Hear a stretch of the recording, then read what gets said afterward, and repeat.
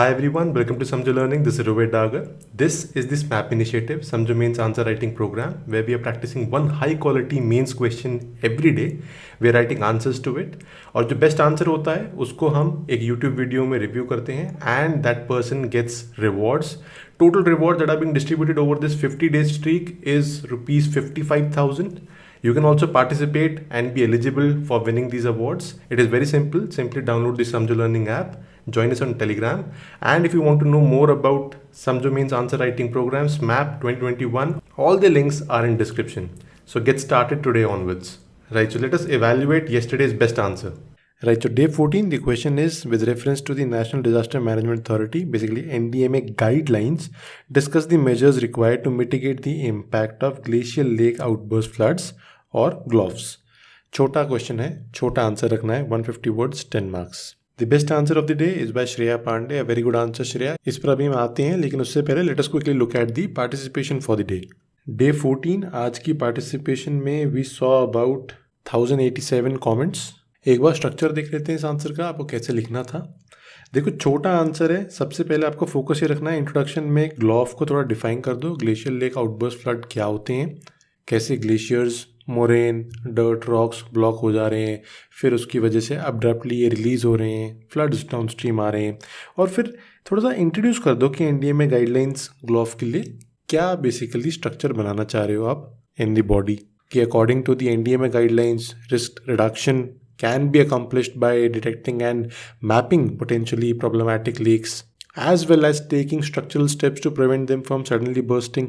और फिर एनडीएमए की गाइडलाइंस के अकॉर्डिंगली प्रिवेंटिव मेजर्स आप क्या लोगे वो एक एक करके बता दो. इतना सही आंसर है. सबसे पहले आप बात करोगे finding lakes that can be dangerous. यहाँ पर हमें फील्ड ऑब्जर्वेशंस की ज़रूरत है, हिस्टोरिकल रिकॉर्ड्स की ज़रूरत है. Geomorphological and geotechnical factors can also be use to identify highly dangerous lakes. उसके बाद आप बात कर सकते हो application of technology. We should increase the use of synthetic radar imaging to identify changes in water bodies automatically. This should be including new lake forms also. Then potential flood channeling. There should be controlled breaching, pumping or siphoning away water are all the strategies for lowering the volume of water. फिर उसके बाद uniformity in construction. You can write creating a comprehensive framework for infrastructure development, building and excavation high risk areas is required. Then EWS or early warning system, very important. This is required in sensitive areas. An effective early warning system should be put in place. Then you'll talk about local manpower training. There is a need for skilled local labor in addition to specialist forces like the NDRF, ITBP and the military. And eventually you'll talk about land use planning कि infrastructure development जो है in downstream areas should be monitored before, during and after construction.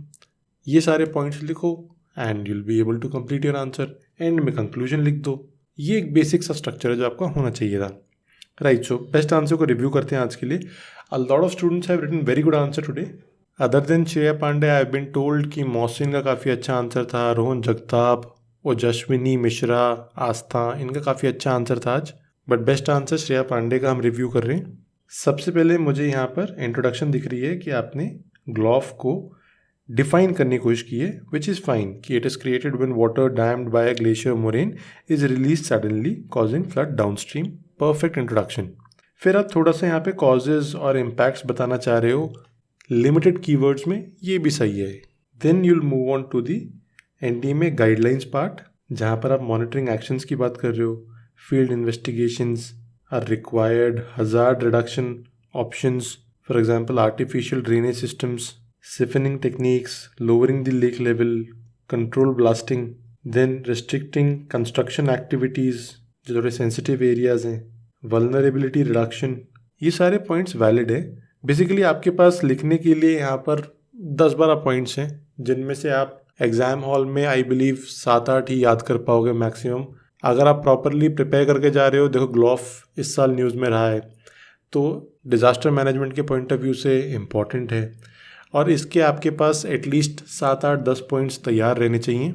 Exam में जैसे ही आपको ये question दिखाई देगा, आप इमीडिएटली इसका आंसर लिख दोगे बहुत कम टाइम में. Move on to the next question. ऐसे क्वेश्चन में स्कोर करना कंपैरेटिवली आसान होता है, जिसमें आपको आइडिया है कि शायद ये क्वेश्चन आ सकता है. Then awareness and research is required. ग्लोव स्पेसिफिक आप पॉलिसी मेकिंग टेक्निकल लेवल पे टूरिज्म लेवल पे, कम्युनिटी लेवल पे काम कर सकते हो। ये रैप अप करने के लिए पॉइंट है। यहाँ पे अर्ली वार्निंग सिस्टम के बारे में आप लिख रहे हो कि मैपिंग होनी चाहिए, एक्नॉलेज करना चाहिए, एनालाइज करो, रिस्पॉन्स कम्युनिकेशन के ऊपर काम करो। ओवरऑल इसमें मुझे सारे पॉइंट्स दिख रहे हैं, एंड में कंक्लूजन आ गया है। एक दो पॉइंट्स मिसिंग है, but it is a good answer. I would give this a 7 out of 10. Very nicely written, Shreya. Right, so this was all for this video.